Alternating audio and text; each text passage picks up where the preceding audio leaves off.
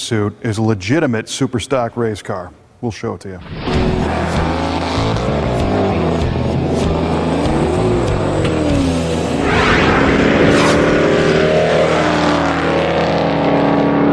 Hopefully you can watch this week's episode of Muscle Car of the Week without getting the little old lady from Pasadena stuck in your head, because she used to campaign a super stock Dodge, and that's what we've got.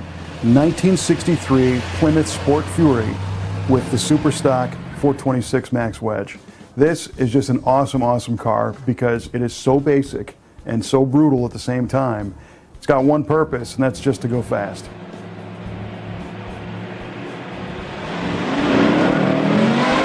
This was a new design for Plymouth for 1963. As we see the 60s unfold, cars got a little more conservative, gone were the big wings and a lot of the swept trim. This car is, essentially slab-sided, the deck lid's flat, the hood's pretty flat, very basic. It's very clean looking. It's got a nice long clean spear on the side, but the styling elements are very basic, and that's what Plymouth was going after.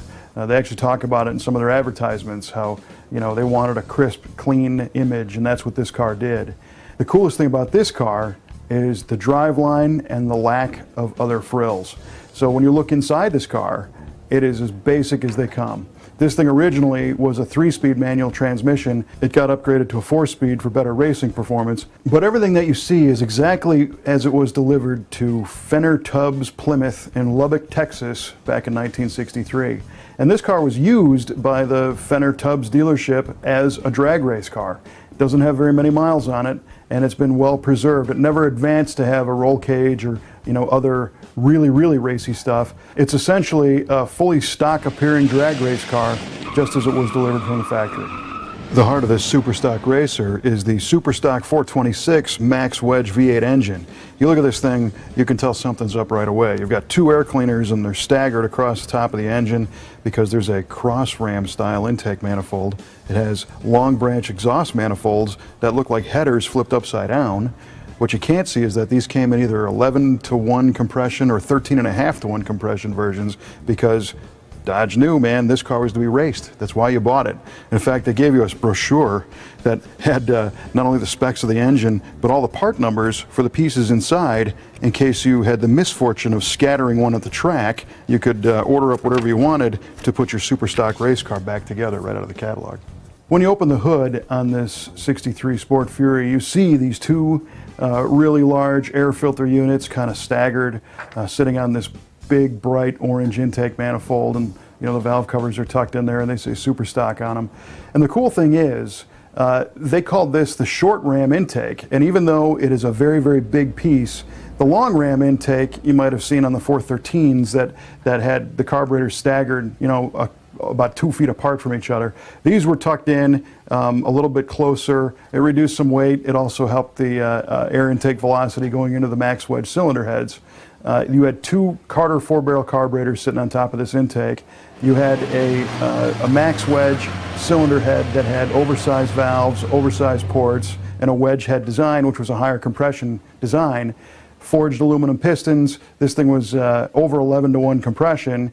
It had a full solid lifter camshaft, high lift cam, a balanced crankshaft. It had Magnaflux connecting rods. It had a lot of go-fast stuff under the hood. The main journals were hardened steel, so tri-metallic bearings, things that were designed to take abuse, because this car made 415 horsepower, 465 foot-pounds of torque, spun to high RPM, and going through that 3-speed manual transmission and a 391 rear gear, this lightweight car was capable of low 12-second quarter miles. In fact, a well-known drag racer named Tom Grove campaigned an earlier 62 version, set a bunch of records, and when he got his 1963 car, the 3rd time out, he ran 11:99.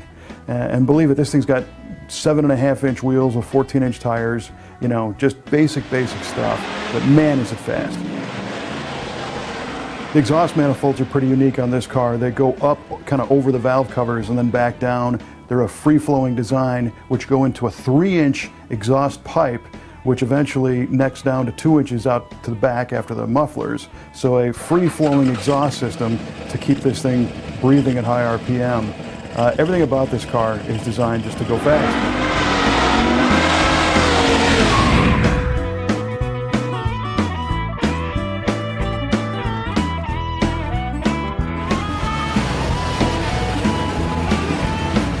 With all the power and all of the fury of this car, pun intended, I think one of the funniest things is to see the four-wheel drum brakes with the little single pot master cylinder. This car was designed to go quarter mile at a time in a straight line, and these things were kind of notorious for having brakes that were not very predictable on the street, especially once you heated them up. So many people think the '64 Pontiac GTO was the very first muscle car, but we think this '63 Plymouth Fury definitely qualifies. The debate continues.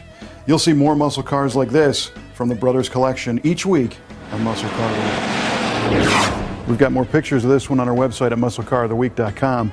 Go to the Facebook page and share this car with your friends and look at some of the others. It's a great place to leave some feedback. And of course, we've got our YouTube channel where you can subscribe and never miss an episode of Muscle Car of the Week.